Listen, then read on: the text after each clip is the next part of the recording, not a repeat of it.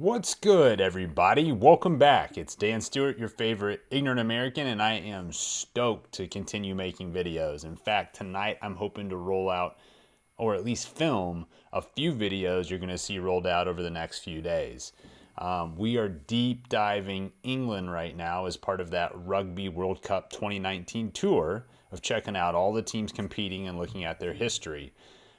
We've seen a couple players so far, Wilkinson and Farrell. And next, we're just diving into some historical matches. Now, the one I want to go to right now, this is a quick hitter from the video we have to work with, but it's apparently, just reading what's on the internet and what pundits say, one of the great matches of England rugby history. I'm taking us back to December 2012. This is actually a victory at Twickenham over New Zealand. And just to give us some context here, and really it's probably me and maybe some of the viewers as well who aren't as familiar with this particular match. Going into this match, the All Blacks were unbeaten in 20 previous matches. They were the 2011 Rugby World Cup champions coming into this. England had suffered a few losses recently, I believe, to both South Africa and Australia, so getting beat down by the Southern Hemisphere teams. And the way this one played out, England shot out to a lead. Briefly, New Zealand caught up or got very close before England really sealed it in the second half. In addition, there was apparently a lot of uncharacteristic mistakes from the All Blacks. So, for instance, it says at the beginning of the match, Dan Carter missed a couple straightforward penalties, which I don't know if you guys know. I've been watching some of these matches from the old World Cups that I can't put on YouTube, just on my own. This is 2011 and 2015 World Cups. Dan Carter is the man. I know we're done with the All Blacks for now, but I kind of want to go back and make a video on him because that guy is awesome. And so to read that he missed a couple of penalties, that maybe tells you a little bit about how they came into this match. But to be fair to England, they didn't just sneak out a win here. They gave the All Blacks all they could handle and beat them down pretty solidly. So, with that context in mind, you know what? I think that's it. Let's just dive in. Pull it up here.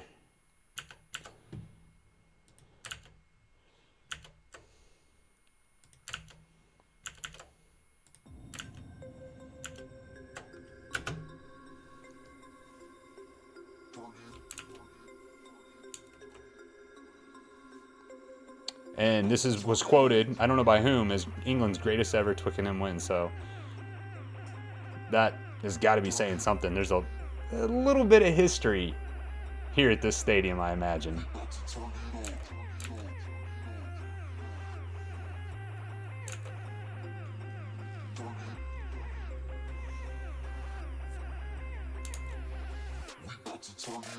There's our boy Richie. I see Reed behind him, the headband. Guys, I'm like learning some of these older players. It's a little bit amazing. Nanu? Huh? That guy's a bit of a beast. Busting some haka. No idea who you are.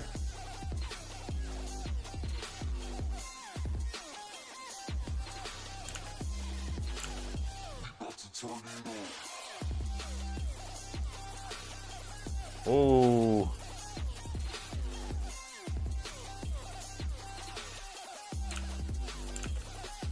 All right, this is kind of, tight angle shots.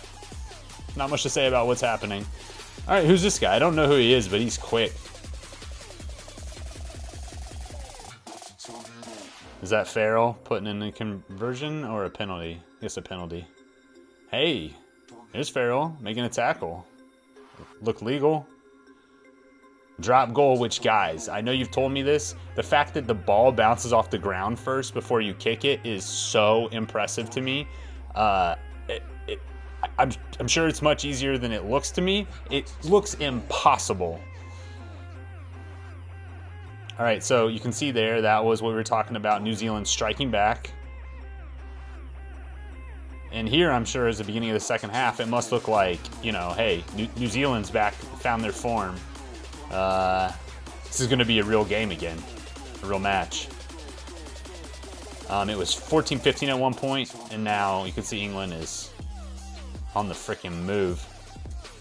And is that Tuolangi? I don't even know how to pronounce it correctly, but I believe it is. This guy, I saw some good things from him in the Six Nations and this year, and I've heard from you guys some real good things. He might be a player we need to check out. Here he is! Beast mode! Dude. That was spectacular. I don't think you run through a lot of the All Blacks and keep going all that often as an opposing team. Here he is too, gobbling up somebody. That would be what, Kieran Reid?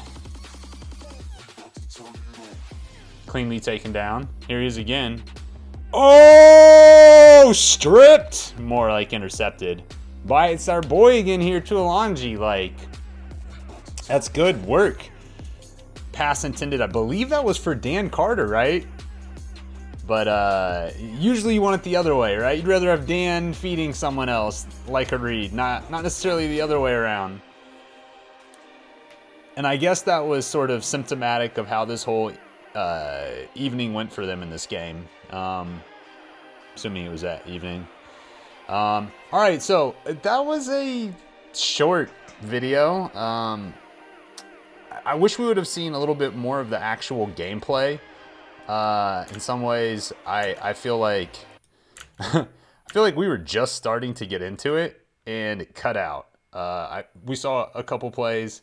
We got an idea from what I read at the beginning as to why maybe the game went the way it did, but it's cool to see that. And obviously, this is what I talked about before when we did New Zealand, that just seeing, we weren't going to watch all of New Zealand's games, especially not in the World Cup, because other teams' victories against New Zealand are some of their most important historical matches. So I'm sure we will continue to see that team again as we explore some other nations. All right, I got some other videos coming up I'm going to hop into right now. Stick around, check out some other ones. I'll see you in the next one.